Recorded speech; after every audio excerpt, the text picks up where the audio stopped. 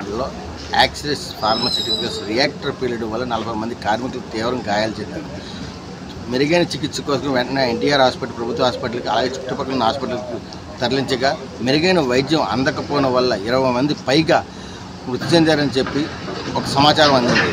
దీంతో ఒక్కసారిగా బాధితుల తాలూకా బంధువులందరూ ఒక్కగా ఆందోళన చేయగా వెంటనే సమాచారం అందిన రాష్ట్ర ముఖ్యమంత్రి చంద్రబాబు నాయుడు వెంటనే స్పందించి అక్కడున్న జిల్లా కలెక్టర్కి, ఎస్పీకి వెంటనే ఫోన్లో మాట్లాడి ఉన్న కార్మికులు ప్రతి ఒక్కరికి మెరుగైన వైద్యం ఇవ్వాలని ఆయన ఆశించారు.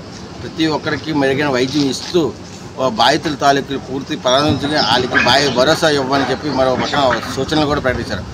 ఇది ఒక పక్కన ఉంటే మృతులు ఎవరైతే మృతి చెందిన 20 మందిని అచ్యుతాపురం నుంచి, అదే అనకాపల్లి జిల్లా నుంచి ఇక్కడ విశాఖ కేహెచ్ హాస్పిటల్ మార్చికి తరలించగా రాత్రి వెంటనే మళ్ళీ ముఖ్యమంత్రి విశాఖ జిల్లా కలెక్టర్ హరిశ్చంద్ర ప్రసాద్కి ఆదేశాల మీదుగా వెంటనే రాత్రిపూటే మార్చి అది పంచనామాలు చేయాలని చెప్పి ఆదేశాలు కూడా ప్రకటించడం జరిగింది.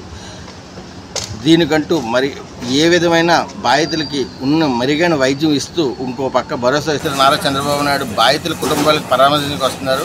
అలాగే క్షేత్ర ఘటనకైన అచ్యుతాపురం మండలంకి వచ్చి ఒకసారి పరిశీలించి ఆ ఘటనా స్థలం చూసుకొని అసలు ఎందువల్ల ఈ ప్రమాదం జరిగిందంటూ కొన్ని వివరాలు కూడా తీసుకునే ఈ సూచన అయితే కనిపిస్తాయి. అలాగే బాధితులు ఎవరైతే మృతులు చెందిన బాధితులు ఉన్నారో వాళ్ళకి ప్రస్తుతం విశాఖపట్నం కేహెచ్ మార్చికి తరలించగా ఈ రాత్రికే వాళ్ళకి పోస్టుమార్టం చేయాలంటూ జిల్లా కలెక్టర్ అయిన హరిశ్చంద్ర ప్రసాద్కి ఆదేశాలు చేయగా దీనికి వెంటనే స్పందించిన సూపరింటెండెంట్ శివానంద్ గారు కూడా దీనికి వెంటనే ప్రత్యక్షంగా వచ్చి దీనికి పూర్తిగా ఏర్పాట్లు అయితే జరుగుతున్నాయి. కెమెరామెన్ సంతోష్తో ఈశ్వర్, T5 వైజాగ్.